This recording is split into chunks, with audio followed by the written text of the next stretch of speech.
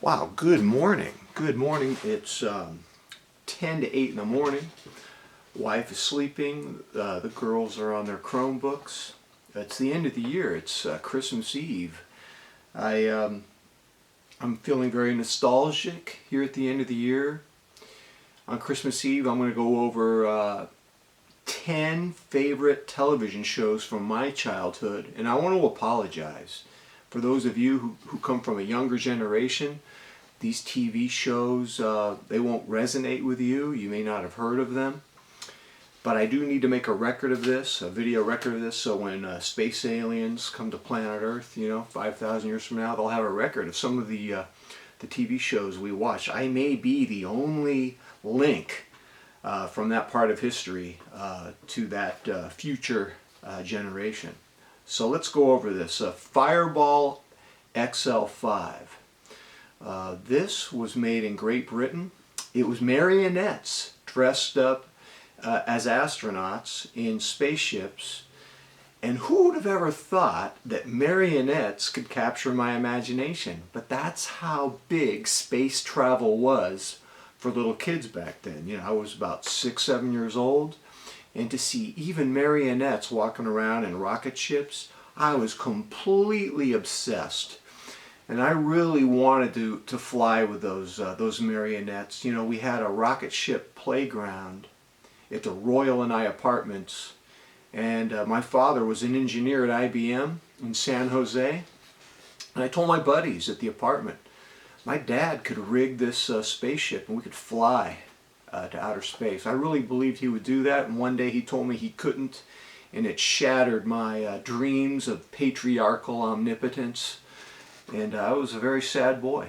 I used to have dreams that my dad rigged that spaceship and we flew to outer space. I had dreams. All right, number 2. Banana splits. You had these these people dressed up in animals. I think there was Snorky. He was my favorite. And the Banana Splits was a party, and you were invited, and I felt really good about being invited to the party. But here's what I learned from that show. Parties are boring. What I really liked about the show was the action-adventure series, Danger Island. Give me danger over the party any day. I miss Danger Island. I wish they would revisit it and make a show of it today.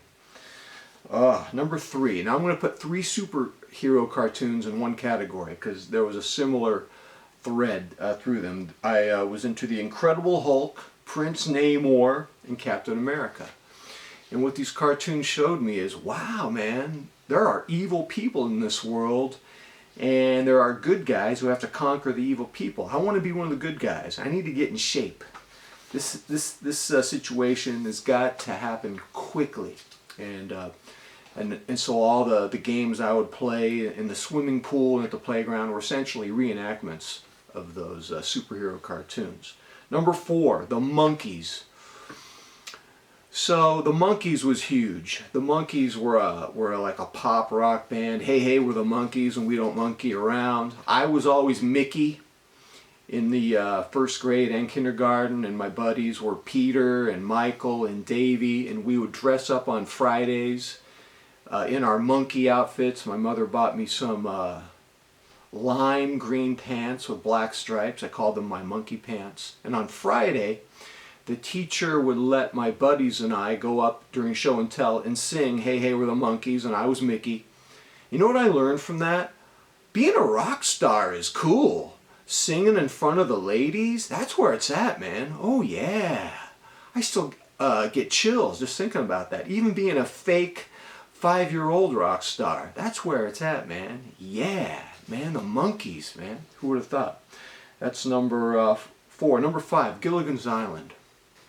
So check this out. I couldn't date Tina Louise because my cousin Skip, the Los Angeles attorney, he was dating Tina Louise, so she was off limits. So it's fine because I was obsessed with Mary Ann. She seemed so sweet and nice and friendly. I got some bad news for you. She wasn't that sweet. She never returned any of my 500 letters. What a disappointment, man. She and I had this positive energy between us, and boom, she just blew it. So that was a very disenchanting experience with Gilligan's Island. Number 6, I'm going to put two shows together. They're kind of the same show. Lidsville and HR Pufnstuf. Okay, first of all, for those of you who didn't see this, the Thecroft Brothers were insane. These shows were all about debauchery. They weren't kid shows.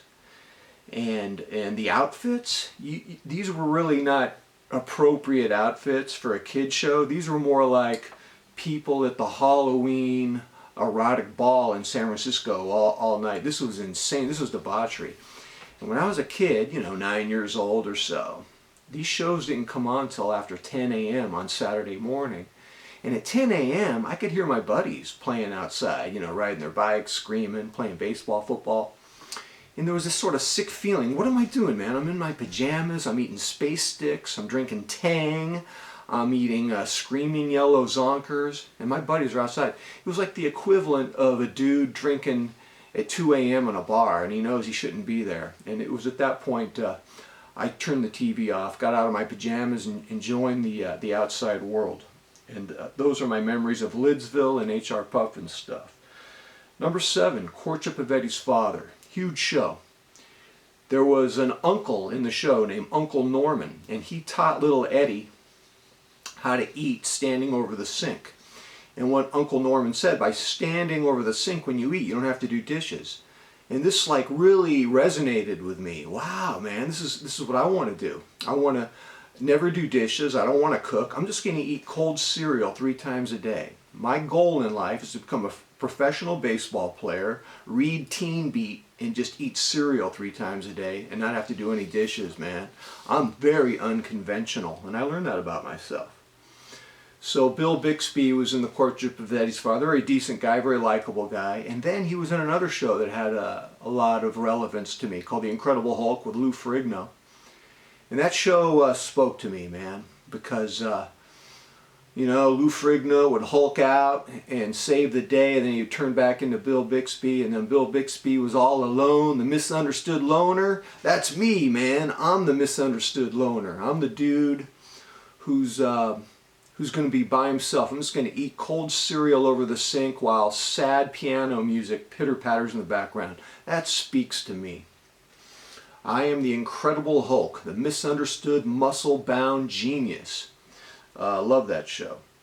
When I was about 11 years old, American Bandstand. First of all, the thing about American Bandstand is I never knew so many beautiful women could be in one area at one time, wearing outrageously delicious outfits and dancing. But what disappointed me about that show is that all these bands with their hit songs, could have been Captain and Tennille, could have been whoever, they were lip syncing and the music wasn't even live. I didn't know so much excitement and hype could be attributed to something that was so fake.